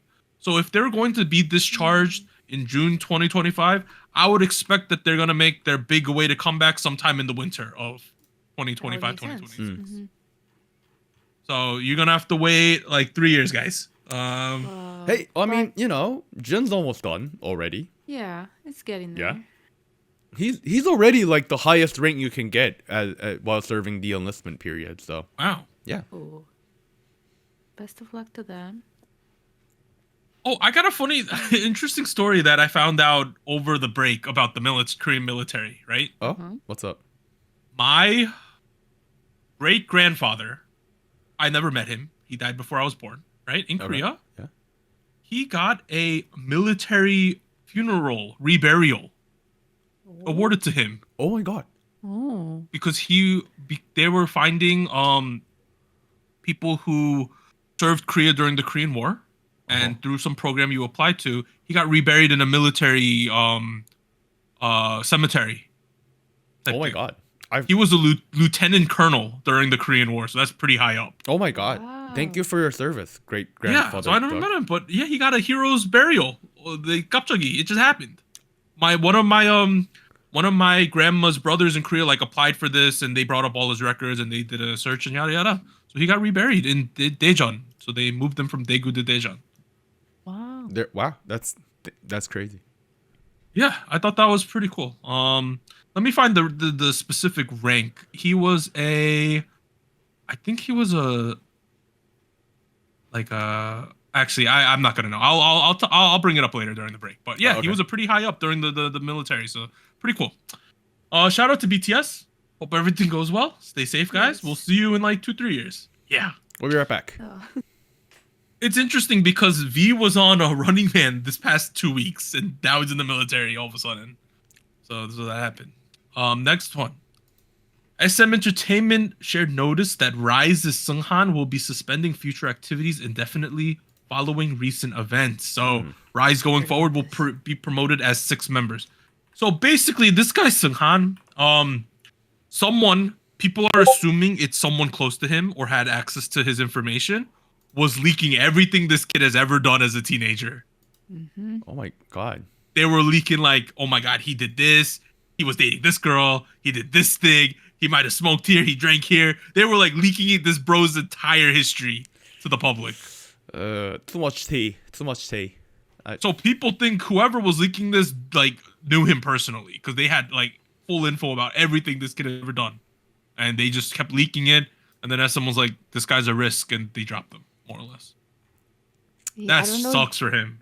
Yeah, I don't know if you have more info on this, Doug, but I know that a specific incident that was referenced a lot involved Subin from TXT. Yeah. Apparently they knew each other, they know each other, and like a private conversation or video call, I don't remember what it was, got leaked, and like they were saying things about other artists, and yeah, not a good look. Oofta bagoofta. You don't want to have a video of that floating around. Yeah. So yeah, that's a bit of an oof. So he will not be in Rise going forward. It sucks. It sucks that it honestly sucks. Like we probably all said crazy shit while we were being teenagers, but like to have someone you know, like potentially know, leaking everything you've ever done is a big oof, right? Like that sucks. Yeah. It all got taken away from him. I haven't done too much research into this, so I will hold my comment. But some of the stuff that's floating around, it's a little rough. It's rough. It's rough. It's a little rough. I would question how truthful how actual this is, but you know, SM made a business decision. It's a business decision at the end of the day. Yeah. Next thing. YG Entertainment announced that all of the Blackpink members have extended their exclusive contracts with the agency to continue working as a group. Holy Right. shit. So, It happened. All right. It happened. you got to look at the wording though. To continue working as a group. So, they updated that all 4 members have renewed their contract with the agency for group activities. Oh, bro. However, it has not been confirmed whether the individual members will sign exclusive contracts for their individual activities. That's where it is. That's the crux, guys. That's it. So they're gonna be Blackpink as 4 under YG, but we don't know the state of like Jennie doing Jennie things or Rose doing Rose things. I can see this coming. I can see that. YG should be happy they even agreed to the first part of this. To honestly, be honest. yeah. Right? Yeah. For that. I mean, I think it's really painfully clear that Blackpink wants to stay as Blackpink. Like that, I think part is very clear. And if I was a Blink, I would be very happy about that. But then again, like, is this like foreshadowing about something? I don't know. Like, on the other hand, if I think about some of the weakest parts of Blackpink's discography, it has been their solo stuff. So like, I don't know if I could get like a Fire Jisoo single or like a Fire Lisa single somewhere. Like I wouldn't complain about that either. You know, just. Like, all right. Yeah. Let's keep going. So YG shared that there are no set plans for BabyMonster to appear on music broadcast. However, they'll announce if there are any plans. There weren't any plans, guys. They also commented that BabyMonster are preparing for promotions alongside follow-up songs. So in the future songs, they might do promotions. That's more or less what this is saying. Well, no shit. Yeah, like you're I gonna have really to appear on a hope music so, show yeah. at some point, guys. But this just seems like a really strange move to me. I don't get it. There was a lot Why of. do I feel like they are treating this as a pre-release? Without Especially saying it is. because we're near awards season and there's not too many people at these music shows. That's a perfect opportunity to have these kids go on there, right? Yeah. And have people tune in to watch. So I don't really get it. It was also like timed really poorly, where like they missed the train for Rookie of the Year, but it's And they missed the train to go to the award shows or anything like that. right. And it's also way too early to be like Rookie of the Year for 2024. Like it's I don't know. It feels like a weird. People were commenting, like having like what if conversations about like what if they did this because stock investors. Well, speaking of the stock investors, YG announced a large-scale audition tour until they could find the successors of Big Bang and Blackpink starting on January 13, 2024. What? Bruh, okay. So YG, they just said like, yep, we're recruiting for big groups because we need to make groups. Wait, but successors, we have BabyMonsters. We just debuted BabyMonsters. Successors of Big Bang? Like, have you forgotten about Icon, Winner, Treasure? Like, what? What? It feels like they're just sweeping a lot of history under the rug here. Like, their like business meetings on the top end must be so tense and awkward the entire time, right? Must be some of the most awkward meetings ever. Like, people are probably screaming at each other in those meetings. They're like, "We haven't done any shit." They're like, "If Blackpink leaves, I'm gonna do something, dude." You know, like, what are you gonna do? What are you gonna do?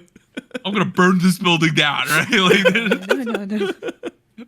like, could you imagine? These meetings must be absolutely horrifying. They're having. All right.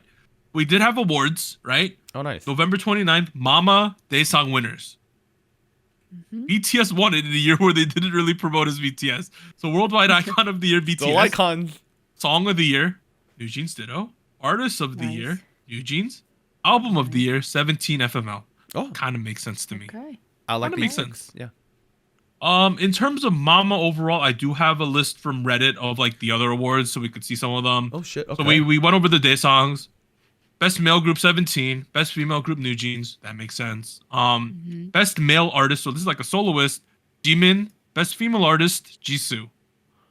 And then we have best new male artist, Zero Base One. Best new female artist, Triple S. Okay. Interesting. I wouldn't agree with any of the solo artists. Who would you give it to? I can't tell you that yet. That'll spoil next week. Oh yeah, that's true. Oh yeah. I'm not gonna spoil it either. Yeah, so those are the main awards, and then we had another one here, favorite new artist, Rise. So they did give Rise something, but it was an Mnet show. Like, come on, they're gonna give it to Zero Base One, guys. So what's the point of having favorite new artist if you have best new male artist and best new female artist? I think these are like the minor awards though down here. These other like ones. popularity maybe, or like These are like we got to give it to everyone who showed up, so they don't get like too pissed that we gave them nothing. You got a Galaxy Neo flip artist? Like what? Favorite? Okay, that makes actually sense. A Baby Go Culture and Style Award, bro.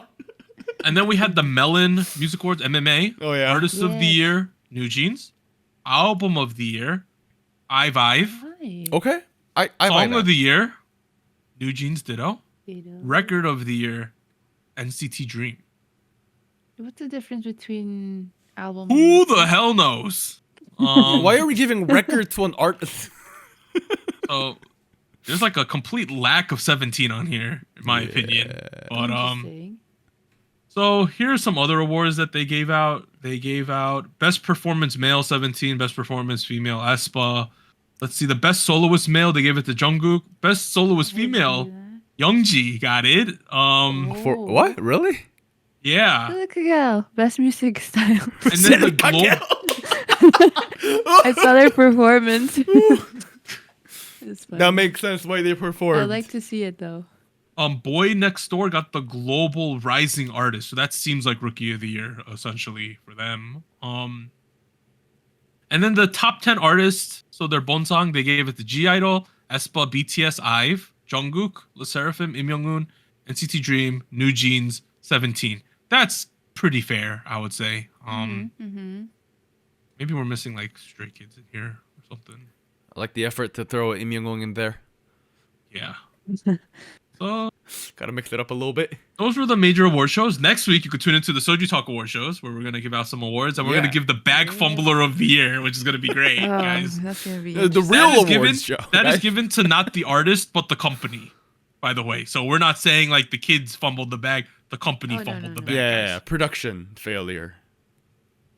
All right. Next thing. at Mama, they announced Island 2, April 2024. That's a female season, so people are going to be hype about this. Oh, shit. That is happening there. We also have Mnet's going to launch a vocal boy group survival show called Build Up to create the best vocal group. More survival groups. So it's a vocal survival show. So I don't know what style of singing. Is it going to be a ballad group like 2AM? Is it going to be more like a performance group like for Stella? We don't really know what they're, or is it going to be a K-pop singing group? We don't really know, but there's going to be another Mnet show. They're going to rap on their debut song, let's be honest. Next thing here, JYP Entertainment's first ever American-based global K-pop group Vicha is set to officially debut January 26, 2024. So we do have a date. Okay. Pretty exciting there.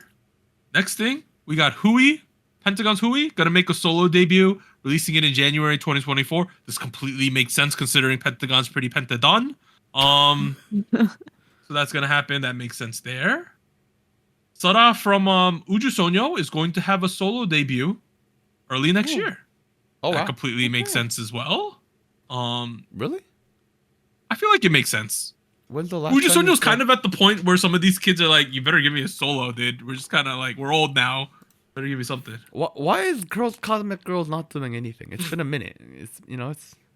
Well, all I found out was Like a I year saw and a that half. Taeyeon from Uju Sonyo learned how to drive like what are they Like a called? tractor. Like a thing. tractor thing. Yeah. And she got a sponsorship deal with a tractor company. Yeah. Wow. Like the Korean equivalent of cat. Bulldozer was the Bulldozer. great word. Bulldozer. That was Whoa, the the construction? Yeah, she got the license Wow. and then she got a sponsorship right off the bat. She was doing it for farming on a YouTube show. That's Yeah. cool. Yeah. That's pretty cool. Next thing, actress Lee Seung-kyung, who's at YG Entertainment, is gonna make a solo debut on December I've heard her 13th. sing. She's Good at singing. Pretty She's good. pretty good at singing. Yeah. Interesting though. That's pretty right now. exciting on that end. Nice.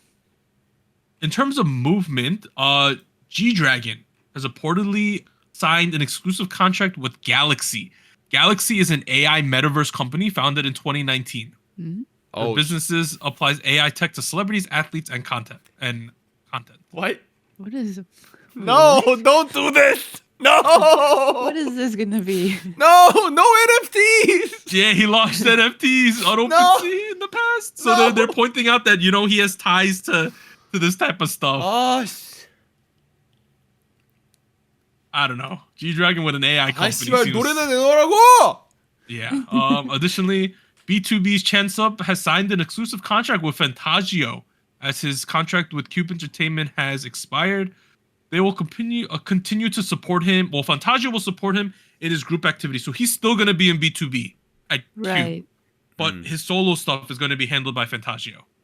Okay. Okay. Interesting. That's happened there. Girl group Mimi Rose has left their company. They're currently in discussions to join another company. Whenever the whole group leaves, it means the company must have been shit, Like, when the kids still like each other and they're trying to sign with other agencies, it must mean the original company was absolute garbage. But shout out to them. Hopefully it goes well. Finally, we got a bunch of tour announcements. XG World Tour is happening, guys. Oh wow. Gee. This is going to be amazing.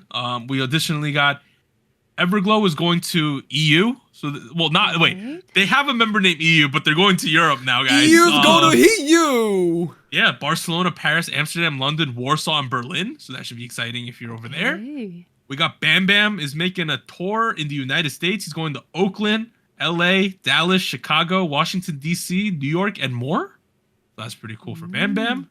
And then finally, ATEEZ is going to have a world tour in 2024. Oh wow. Nice. That's all the news Nice. for this week. There's no really songs that are gonna happen anymore for the rest of the year, like no humongous ones. So kind of it for the music. That's it for the news. We'll be back after a short break. We're gonna do a traditional State of the Nation where we're just gonna talk about what we did over break and what we're doing right now. So we'll see you guys then. 3, 2, 1.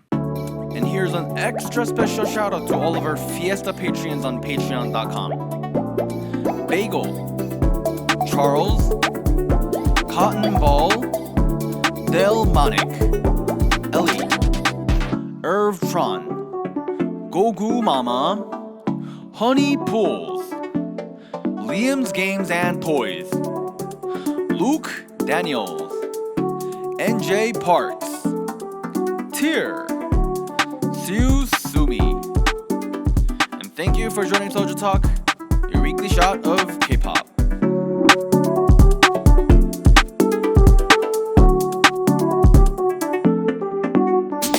And special thanks to our Discord server mods: Jacob, K Music Erday, Koala, Max, No Bias Nuda, Tuggles, and Wolf297.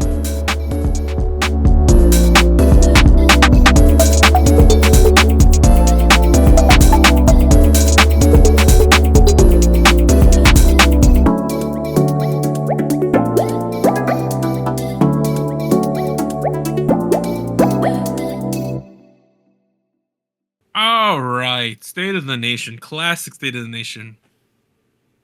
How have you guys Take been? it away. How have you guys been? It's December edition of Classic State of the Nation. It's been rough. It's been rough. Oh yes. Honestly, dude, like last week I had to take a day off of work. I haven't done that in like years. Because you were sick, right? Because I was sick. Yeah. I was like literally, I got out of bed and I felt pain fucking all over my body. Oh like, no. it was awful. Thank God we took like the day off because like we would I'm have thankful had we to. took a break too. I needed it. Yeah, I know. I'm not still 100% yet. Yeah, same. All right, well, let's begin with you. These are the images you just sent me. Okay. Yeah. So we took a break, You took a right? break. I think on like the 18th or something. We took a break the week before Thanksgiving or something like that. Yeah, I don't something even like that. remember. Yeah. I got COVID, or I tested positive for. Well, let's put it this way: the Sunday before Thanksgiving, I went to a hockey game at Princeton University. It was Princeton versus Cornell. My Okay. uncle went to Cornell. Wow. He's like, "Let's go watch them play." My whole family went. I got COVID at this hockey game. Only me. Ah. We Only sat you. separately because it was a very packed game. So I sat near these old dudes. One of them definitely gave me COVID. Oof, I got double COVID. stuff. So Thanksgiving got canceled, and I was going to Florida, not Thanksgiving Friday or Saturday, but the Saturday after that, right? So I quarantined the next 10 days straight. Damn. Wow. That's 10 days because I didn't want to get anyone sick on this trip. So I only came out once I was 100% sure I was chilling, right? It's commitment. People don't do that anymore. No, I was fully committed. I Look at quarantined you. about 10 days from Holy Tuesday to like Friday or like the day before we left. Dude, I would lose when I it packed. after like 4 or 5 days. It was 10 rough. days, bruh. Like, man. But luckily I had gotten my updated vaccine about a month ago. So I was full strength vaccine. Oh, good on you. It was like having a minor cold. I had a little bit of body aches. I coughed. I had really bad congestion for a couple days. Like I was leaking like a faucet. The only thing that's remaining is that I have a cough still. It's gonna be a while like that. A But little bit, yeah. other than that, I lost my sense of taste. So that was Oh. kind of You rough. did? Damn. For like Oh, no. for like a week, or no, actually like 10 days, I couldn't taste anything. Is it So was back rough. now? Whoa. It's back. Taste is Okay. back. Just coughing now. So I wanted to be safe. If I had gotten COVID any later, I probably wouldn't have gone on my family trip. But 10 days was enough where I felt safe to Yeah. go.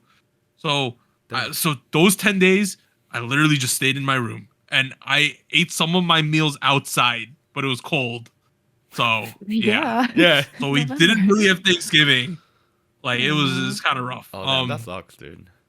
I mean, my mom still cooked the turkey, so like I ate the turkey outside, but at a certain point I was like, I can't taste shit anymore, guys. Yeah. Also, like I've been to your Thanksgiving. You guys are like pretty festive Yeah, about I it. was Like, looking forward to it. Yeah. But yeah, we didn't have it. So quarantine 10 days. That we drove down to Florida. So went to Disney again, guys. There you go. We went this time because it was my nephew's first time going to Disney. He's like Oh my god. He's like Look how happy 1 he and a is. half or something. Yeah. Yeah, so we went to Disney for him. Very Once you cute. go with a baby, it's not about you having fun, it's about the baby having fun. Even though the baby's not gonna remember anything. So, because like the baby got to take a nap, so you have to take a Yeah, nap yeah. in the middle. Like it's like everything gets thrown out the window. But I had fun. I'm learning to accept the fact Okay, yeah. that shit ain't gonna be structured for a while. because we have a baby with us, but he had fun. Everyone seemed to have fun. No one got sick, which is good. So it means Very good. I was like telling my parents, I'm like, we're driving 16 hours. If I still am contagious, you guys are gonna get it on the way down. Clearly, we're stuck in this car together. No one got it. That quarantining for 10 days, I was very safe about it all. So, shout out to me for doing that. What a responsible adult. Hats off to you, man. It was rough. I felt like I was in jail. Yeah. I stayed either in my room, the bathroom that's right next to my room, or outside for 10 days straight. What did you even do for 10 days? Like, you run out of shit to do. That's the thing. I ran out. I started watching Twitch streams for 6 days straight. Oh, man. Dude, I should have streamed. I couldn't because I was also sick. It was terrible. But yeah, thankfully everyone's healthy now. That's all I really did. I went to Disney and I was not 100%, but came back 2 days ago. It's been a rough 2-3 weeks, guys.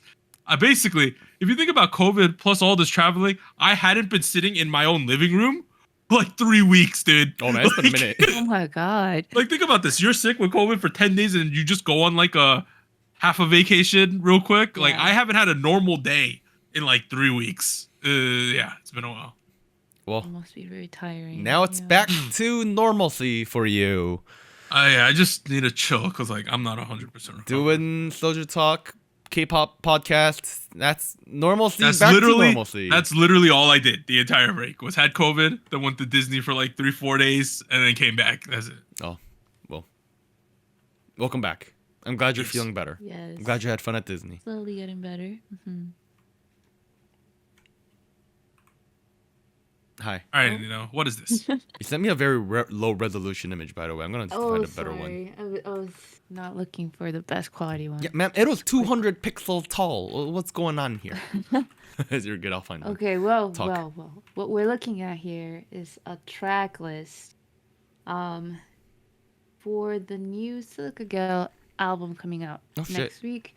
Yeah, I haven't been super doing a lot of interesting things, to be honest, during our break. I've been busy with life stuff, but I found out there was a date for the album. I've heard about it. Finally. Teased it for a little bit.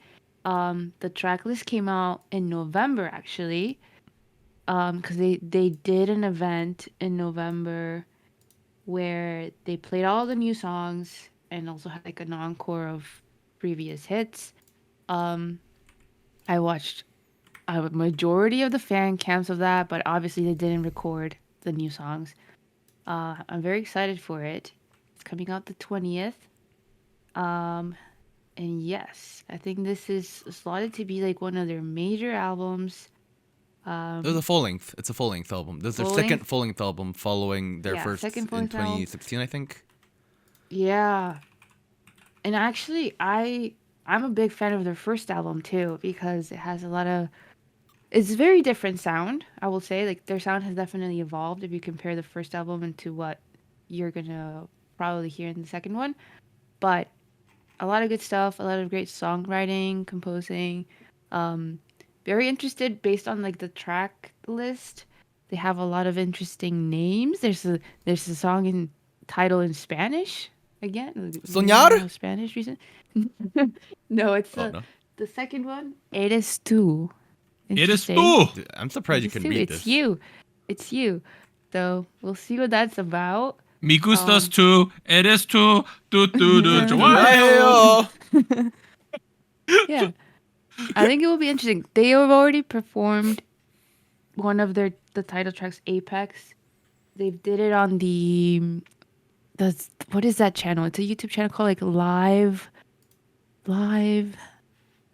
stage, live exclamation point Deep Pure something. Live? A lot of what? Deep Pure Live? What? No. Live? It's a YouTube channel where they do a band live performances. A lot of the K-pop groups have gone on it. Oh, yeah. Stages, right?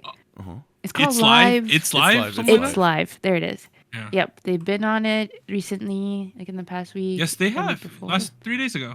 Yeah, and they performed one of the title. They're gonna do a double title track, I believe, thing for this. But one of them, Apex, they've already performed pretty interesting. It was giving me very. I won't spoil too much, but it had a slightly UK rock sound to it, like from the late 2000s. I was thinking like Radiohead, Blur, U2 type of sound, which is interesting because they haven't really done that before, I would say. So I'm very curious for the full length album. Another thing that is also coming up a little bit sooner is I will be going to the theaters to watch the latest Studio Ghibli film. I believe it got renamed to The Boy and the Heron. Heron? I don't know how to pronounce it. But the original title track was How Do You Live, right? That's the title in Japan. Because it's based off a book. Or the title correlates to a book. The thing is though, like the How Do You Live is like, it's not like, it doesn't capture how shitty the original title is. Like, cause like the original title sounds like an old man in his 50s and he's like sitting down, he's like giving like unsolicited life advice, and then at the end he goes, so young man, listen to me, how are you going to live your life? And that's what it sounds like, the original like Japanese title. I'm also gonna go see it too. Super excited. I heard it's like, yes. I've been told it's very confusing as well. Have you seen the trailer? No, I've been like, Okay. intentionally staying outside of everything previewing the thing because that's what was apparently intended, and I'm a shitty person that does that. I don't know. Well, I did get to see a trailer. It came out a while. Like the trailer came out a while ago. But other than the trailer, I haven't really read up on like any key points. Doug, here's the really interesting thing. Like they dropped the movie. It is a major Ghibli film, and they dropped the movie with only this poster in Japan. This poster. That's all they had. That's all they had for a while. That could mean anything. It could mean fucking anything. It's like a dude in a bird suit. Like, what do you want here? And then America decided, hey, we're gonna drop a trailer. And I was like, what? Yeah. Come on. Like, I feel like that's and a little renamed disrespectful. the title. Yeah. Like, I get that there's no way you can capture the vibe of a 50-year-old man telling you you're living your life kind of like a shitty way. But hey, like, like the boy and the heron, like, what's that? Very different. Very different. I have a friend who's seen it. I actually have two friends who have seen it already, and they were both like, holy shit, it's a fucking banger of a movie. And then I have a friend who saw it in Korea, and he was like, this is fucking awful. I don't know what's going on. Robert Pattinson's in it, right? He's a voice? I think he's dubbing, actor? yeah. Yeah, he's in the dub. Christian Bale, Mark Hamill. Oh, Christian Bale's back. William Dafoe. I'm watching Dave Bautista. Oh my god. Big names. I didn't know this. Whoa. Wow. All right. Well, I will be watching a subbed version. Same. Oh, Karen Fukuhara from The Boys is in this too, huh? Whoa. Florence Pugh. No, I'm excited. Okay. I'm excited. I did see the trailer out of curiosity, right? Because I wasn't sure if I was even going to be able to see it in theaters, to be honest. But animation looks pretty good, top tier. Very interesting. My interest is piqued. But I'm going in really not knowing what is going on either. Just for reference, like it has been a record. The budget has been a record in Japan. Like it's the highest ever budget for a Japanese film ever. Really? Yeah, that's what I've heard. Like in production? Yeah, like they budget in terms of like production budget has been a record high in Japan. Japanese high, not American, Korean. It's been That's interesting. Yeah, it's been a big money's going into all this, and I was looking at the credits, and it's a big long credit list. So, there you go. 君たちはどう生きてるか? The Boy and the Heron will hit the theaters. Actually, I think like last. It already did. Yeah, it already did. So. I think I'm watching one of the last dates that it's going to be on. No, you're going to see it on Saturday then. I hope it's still in theaters for Saturday. I don't know yet. Oh well, in my area, it's only until Thursday, which is why that's the last date. Well, good to know that you are enjoying some cinema and you're enjoying some hip Korean indie rock band, Select Kagel. Yeah. They are being hyped up to be the centerpiece of indie achievement this year. Rightfully so. Korean Music Awards? Mm-hmm. I mean, Warren. Yeah. What have you been doing? Me? Yeah, I haven't been listening to Select Kagel, I'll be honest. I'm waiting for their album to drop. But I've been listening to a lot of Zeno, Mr. Bean Zeno. Bean Zeno. He is also not K-pop, but hey, it is what it is. He's a Korean rapper. Actually, I'll talk about my Spotify Wrapped in general, right? Got it back earlier in the month. I was sitting in the toilet at my work because I wanted to check it out, and like I didn't want to do it in front of everybody. So my top artists were Mr. Bean Zeno, and then New Jeans, and then Tyler the Creator, and then Kid Millie and Lamp. Lamp. Okay. I think that gives you the idea of what I listen to on most A days. range. Yeah, a range. I listen to Tyler a lot, you know that. I listen to no shit, I listen to New Jeans a lot. Like bloody fuck. I was surprised by Kid Millie making it to 4th place. Not gonna lie. Lamp is a Japanese indie Shibuya K jazz pop I don't know, indie band trio that are incredibly talented. They dropped an album earlier this year, banger album. Best part of Japanese jazz out there. Big influence on my album too. Great shit. You should be checking it out. Bean Zeno's album, Nobitzky, album of the year. Top songs 1, 2, 3, 4. Actually, no, sorry, 2, 3, 4 are all from that same album. I was about to say, I think number 1 is number 1 is New Jeans, and then number 5 is New Jeans by New Jeans. So like I don't like sandwiched. It's like an OMG and New Jeans sandwiched with Bean Zeno. And then if you think about it, ATA was written by Bean Zeno. So like the connections here are. Wait, it was? Yeah. Did I know this? You didn't know that? I don't know if I did. Yeah, ETA. He wrote lyrics, right? He wrote lyrics for ETA. Okay, I didn't know that. Yes. Yeah, people were guessing that the whole like people were guessing that Zeno wrote that part. Yeah. That would make sense to me. Yeah. For context, if you don't know who this guy is and why I'm raving about this guy so much, he put out an album earlier this year around July that is very low fidelity and vintage and texture, but very energetic and almost romantic, if you will. And the album cover art is fucking ugly, but hey, it's a lot of it's very sophisticated, high energy, good shit, no gimmick rap album that you should probably check out. Like this is good music for everybody. So there you go. I was looking at the rest of my Wrapped. There's a lot of New Jeans, like OMG's on 1st, New Jeans on 5th. Didn't you say that you prefer Ditto over OMG? Here's the thing though, like I can't. No. Ditto is definitely. Here's my excuse. Ditto is definitely. Speak, Anita. Call him out. Both of you guys were saying like, no, Ditto is the best one. And I was like, no. OMG is really good. OMG is the easier. I can listen to this anytime kind of song, but Ditto is such an emotional whirlwind. I gotta prepare myself for it. It's not like it's not a daily driver, Anita. It's a special occasion. You have to be in the mood. Yeah, no, the moment I play it, it drives me right back to the moment I played it for the first time, which was on the toilet of the hotel in Jeju-do in late December. Like, I remember this very clearly. It was the day after my friend's wedding. Me and my buddy, we were traveling in Jeju-do, and this was the first night. After the first night, got up in the morning to fucking poop, and then I played the video while I was pooping. It was the best poop I had this year. Okay. Yeah. We also have Super Shy on 13th, and then ET on 17th, and then a lot of New Jeans. But I had to drop down a little bit, and then there's Cherry Blossom by Bobby on 27th. Roller Coaster by NMIXX on 31st. I really like that song too.